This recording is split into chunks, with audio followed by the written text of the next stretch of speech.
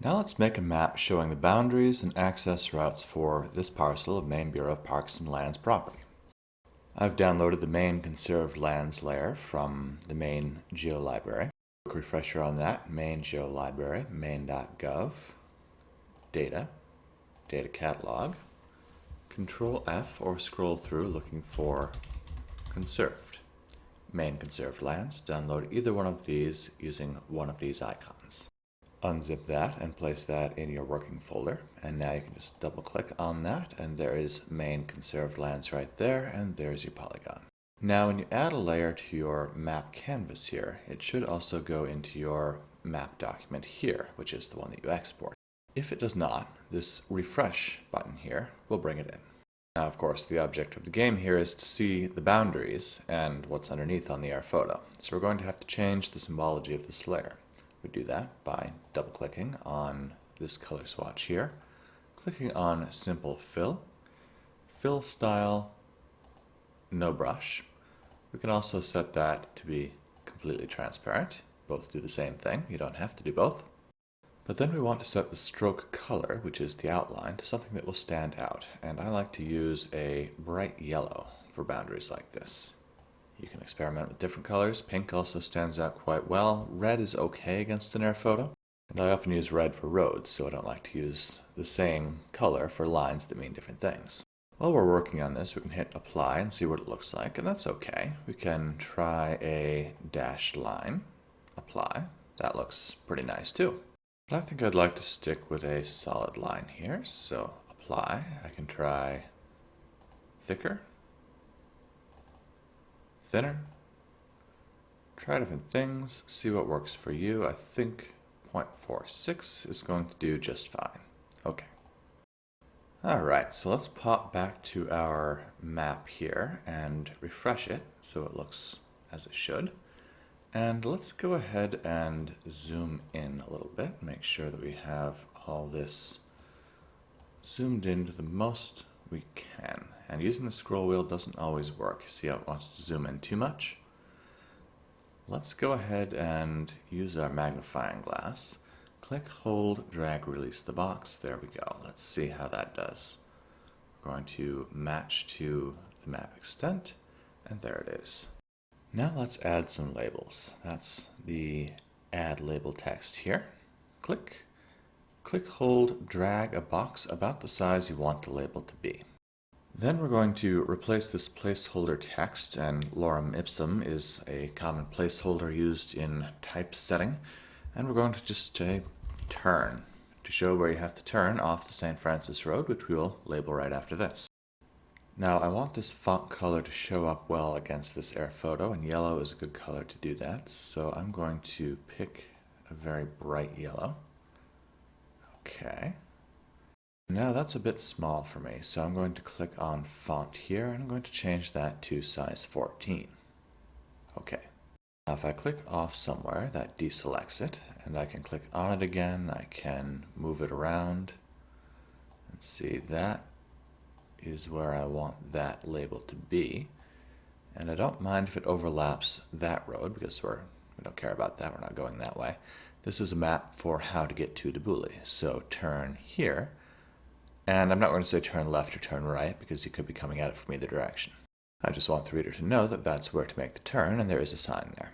Now I can click on this to select it, or I can click on the item over here and that selects it as well. And I can make that smaller to match the actual size of the feature.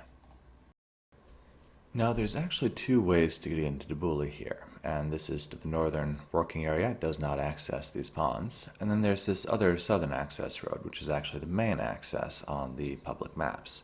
So I'm going to select Control-C, Control-V, and now I have a second turn label here, and it happens to have plopped it right where I need it. So I can zoom in here without changing anything about this. This is like moving the paper closer to your face. It's not changing the scale of the map, it's just changing how close it is to your view here. So I can move that exactly where I want it, much easier than I can when I'm zoomed out. So here's the second turn here. So this goes off the St. Francis Road and down, all the way down to Togue Pond, and from there across the township here, And you can access some hiking trails here, which are very nice. So if you search dbouilleguide.pdf, maine.gov has this all done up for you. It's a very nice map, but it just doesn't happen to show the whole northern working area of this township. You can also see the ecological reserve area here. Same shape that we have on our map. So I'm going to change these labels. I'm going to say turn for Togue Pond. And I'm going to have to make that bigger because now my text is too much for this. Turn for Togue Pond. And I'm going to zoom in so make sure that makes some good sense here. And, Control Z. See how I just moved that map? I don't want to do that. Control Z, Control Z. That's back where it belongs. So now I can select this, move that. So what happened before was I clicked on that. It selected map 1. I moved the whole map off the page. I do not want to do that. So clicking on turn for Togue Pond, I can move that so it's right where it belongs because that is the turn for Togue Pond. Then I just have to make sure that that label doesn't overlap with that edge there. I'm going to zoom to full extent here and then click on turn here, turn for northern axis. Enter. Now I need to make that bigger again so that it all fits. Let's move that there. Let's zoom in again and see how we can make this make sense. We can move that there. But really, when I'm zoomed in on this, I'm going to be looking at it like this. This is bigger text than I need. So it makes sense when I'm looking at a printed map to have that text big, but in fact, I can get away with a much smaller font here. And that's going to make that label make more sense. So turn for northern axis, and I can put that down on another line there. Zip this back down to where it belongs there. And there it is. Then I'm going to do the same for this turn for Togue Pond. I'm going to set that to font size 10, and that will be a little bit more specific to our turn here. Zoom back out to full extent, and here we are. Now this is the St. Francis Road, and it's 8 miles from the top of this map to Route 161. So I'm going to add that label indicating that here, and I'm going to call that St. Francis Road, 8 miles to Route 161. And I'm going to make that the same kind of yellow here. And there we go. Now you see I need to make this a little bit bigger so it all fits on the size that I wanted there. Now if you were making a paper map to stand on its own, you might add a north arrow and a scale bar and a legend. But this is for Avenza maps, and Avenza has a lot of that built in. Now, a legend could be appropriate on an Avenza map, and it often is, but if something is labeled on the map, it doesn't need a legend item. So if I label that this is Debouille Township, and this is the ecological reserve, then that job is done. I don't need a legend. So let's do a big label up here for Debouille Township, and make the font color our bright yellow. And I'm going to make the font very large here. So 26, Debouille Township, make that big enough to hold the whole thing, center that there, and there we go. Likewise for the ecological reserve, but I'm going to use smaller text here because I really don't want to get in the way of any part of this air photo. So ecological reserve. And let's go ahead and make that likewise yellow. Okay. And we have to fuss with that just a little bit, make sure it all fits there, and then find a nice logical spot for it. And I think that should do just fine. That labels that as the ecological reserve area, and this whole thing is Debouille Township. This boundary doesn't actually exist. This is just the old theoretical public lot that was never actually surveyed. It's just the rough area that would have been allocated to every township if it had been surveyed and settled. If I want to label that and copy the format of this, I can Control C, Control V, move it up there, and type in public lot. And I'm going to put that in quotes because it doesn't actually exist. Unsurveyed. Okay. Now I need to make that bigger so it fits. And I'm going to put that up at the top because that looks like a good spot for it. Except that it might be overlapping with that road, and that wouldn't be good. Public lot unsurveyed. How about I put that right there? That looks like it should work. Zoom to full extent. Click off public lot unsurveyed, ecological reserve, Debooley Township, where it is in relation to the main road, and where you turn. And now it would also make sense to label the major ponds. We've already said this one is Togue Pond, so let's go ahead and drop a label on that. And that is Togue Pond. We want font color blue because that's the convention for water bodies. But we also want to change that font to, we would normally say italics. We don't have that option here. So let's see what we have under Times New Roman. Now we have an italic option. So water is blue italics by convention. Okay, so now Togue Pond is labeled. And of course I want to center that label. Much better, but not quite perfect. Let's fuss with that a little bit. Togue Pond, that should do. There's Togue Pond, Gardner Pond, Debooley Pond, and Black Pond. So Gardner, Debooley, Black. Let's go ahead and label those. And we don't have to go through the whole process again. We can just copy and paste 4 times, move that where it belongs, move that where it belongs, move that where it belongs. Remember, this one was Black Pond. See if I can make that fit. I think I can. Very good. And which one was which here? So we have Gardner and Debooley. So there's Gardner Pond. And there's Debooley Pond. And you see these two weren't quite big enough, so I have to do one of those. And I can fit that one in there, so there that is. Debooley needs to be expanded there. Debooley Pond looks good. And you could go through and label every one of these, but I'm thinking we're good with just the big 4.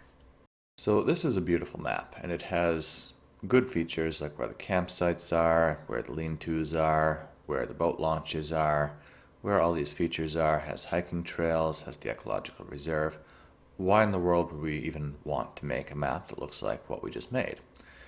This is sort of a minimalist map, ready for Avenza, but what this does for me, why I want it to be this way, is that I get the best view I can get of the air photo. All those lines on the map are representations of reality, but this is a 60 centimeter resolution photograph taken in 2018 that shows me as best possible the things that actually are. Including these little patch cuts, the hardwood ridges, the softwood runs, lots of very nice old cedar in here. I can see these escarpments on the cliffs here. I think that's what that is. I can see that this road might be a little bit wider and perhaps a little bit newer than some other spots in there. I can tell a lot about this that I can't get from a map that somebody else prepared for me. So I like to work from the raw air photo. And I think that makes sense for a lot of reasons. If you're working in forestry, of course, you need to see the condition of the forest with the most recent air photo possible. If you're hunting the same land, you want to know what condition the forest is in. So you can say, I want to go hunt in a conifer stand. I want to go hunt in a cedar stand. I want to go hunt in a patch because I'm looking for grouse, and I think they might like their young regenerating aspen. I can see if I'm zoomed in here, is this just a small stream crossing, or do I have to cross a whole beaver flowage? And of course, when I export this, this is going to be a georeferenced PDF that I can see on my phone that has the little dot that is me running around. So this is a lot less polished, but this is exactly what I want going into the field. Where this is beautiful cartography that somebody put a lot of time and effort into and did very, very well with, it's just not what I want when I go into the field. So if I had a specific use, a specific goal, a place I was going, I might label that place, or I might add more data layers to this map. But for the most part, if I'm going to a place to go explore or do research or have fun for all the time I have for that, this is pretty much what I make for myself and what I use in the field. As one last finishing touch, I should add a label saying this is the 2018 NAPE Air photo, so I know what year the photo was taken, and the data source. So 2018 NAPE 60 centimeter resolution. And I'm going to make that yellow because we're using yellow for all of our labels. We could do something different if we felt like it, but right now I don't. And I'm going to make that huge. Well, I shouldn't make it bigger than the title itself, so I'm going to make it big-ish. Change that. And then I can move that around. That fits well enough there. So now I know that is a 2018 air photo. It's 2021. Things will have changed somewhat, but it's as recent as we have available to throw in here. 60 centimeter resolution tells me the pixel size of the image. And finally, I might add the note that this is color infrared imagery, which is why this doesn't look just like yours. You downloaded the true color, I downloaded the color infrared, which makes bare earth of roads or recent harvests pop right out. So that's ready to go for me. I'm going to export as PDF, Debouly bounds map. I'm going to save that to my desktop. Save, create geospatial PDF, save, there it is, go, go, go. And I did not set this to be a huge page size right now. You could, and I would if I was making this for a real purpose, but for just working and exporting, you don't need to make it huge like we demonstrated in the last video. So there's Debouly bounds. There's what it looks like all sharp and exported. Remember, of course, you're looking at a preview when you're looking in QGIS. This is what you actually get. So as you're walking around, the little dot that is you will turn here, go down that road if you want to go to the north, or if you want to go down to Togue Pond, you would turn here, go down, down, down, down, down that road, end up at Togue Pond, and depending on the condition of the road, proceed to here, and the hiking trail's over here. So your next step would be to email this PDF to yourself, download that PDF onto your phone, load that into the app, and from there, you're good to go, whether you're in cell range or out of it.